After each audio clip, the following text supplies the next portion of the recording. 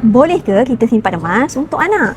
Dah 2026, masih ramai lagi ibu bapa yang belum tahu kita boleh simpan emas untuk anak. Bukan setakat kita boleh simpan emas untuk diri sendiri, kita juga boleh simpan emas untuk anak-anak. Anak-anak ni sejak dari kecil biasanya ada hadiah wang tunai untuk mereka.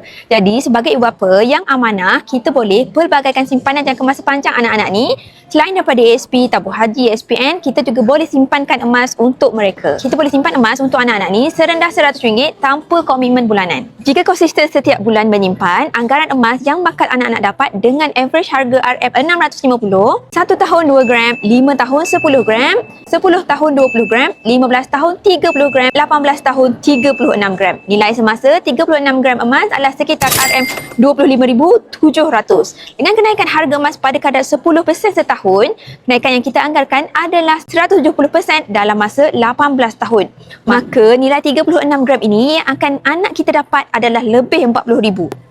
Nilai ini cukup untuk dana pendidikan anak-anak selain boleh digunakan untuk memulakan hidup di tempat baru. Jom ibu ayah, saya bantu ibu ayah mulakan simpanan emas Gap Junior Account. Boleh klik link di bio ataupun isi borang saya untuk saya bantu step by step dalam langkah-langkah simpanan emas perak yang terbaik.